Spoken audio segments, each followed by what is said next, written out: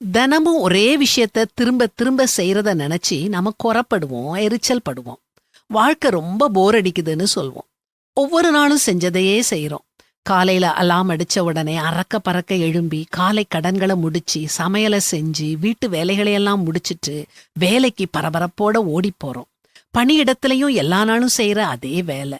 அப்புறம் மறுபடியும் வீட்டுக்கு வந்து ராத்திரி சாப்பாடு தயார் பண்ணி சாப்பிட்டு குளிச்சு படுக்கைக்கு போய் அப்புறம் மறுபடியும் அடுத்த நாள் காலையில அலாம் அடிக்க அரக்க பறக்க எழும்பி.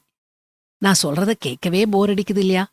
ஆனா இந்த நிலையான தன்மையில, இந்த டெய்லி ருட்டீன்ல நமக்கு ஒரு நிம்மதி இருக்குதுங்கிறத நீங்க என்னைக்காவது யோசிச்சு பார்த்திருக்கீங்களா? நமக்கு ஒவ்வொரு நாளும் ஒரே மாதிரி இருக்கிறது எவ்வளவு பெரிய பாக்கியம். பெரிய அழிவு இல்ல, அதிர்ச்சியான செய்தி இல்ல, யாருக்கும் எதுவும் மோசமா நடக்கல, இப்படி எந்த ஒரு கெட்ட விஷயமும் நடக்காம ஒரு நாள் போகுதுன்னா அதுக்கு நாம எவ்வளவு நன்றியுள்ளவங்களா இருக்கணும்.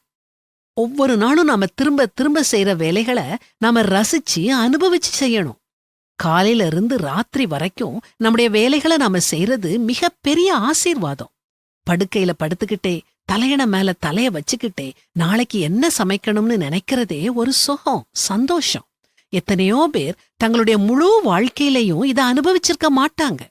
நாம ஒரு கொடூரமான உலகத்துல வாழ்ந்துகிட்டு இருக்கிறோம். கொலை, கொள்ளை, வழிப்பறி, பாலியல் வன்முறை, விபத்து, இயற்கை அழிவுன்னு உலகம் போற போக்குல நாம ஒரு அமைதியான வாழ்க்கை வாழ்ந்துகிட்டு இருக்கோம்னா அது எவ்வளவு பெரிய ஆசீர்வாதம். செஞ்சதையே திரும்ப திரும்ப செய்யற போரிங் வாழ்க்கைக்காக எப்பொழுதும் ஆண்டவருக்கு நன்றி சொல்லுங்க. எல்லாவற்றிலேயும் ஸ்தோத்திரம் செய்யுங்கள். அப்படி செய்வதே கிறிஸ்து இயேசுவுக்குள் உங்களை குறித்து தேவனுடைய சித்தமாயிருக்கிறது.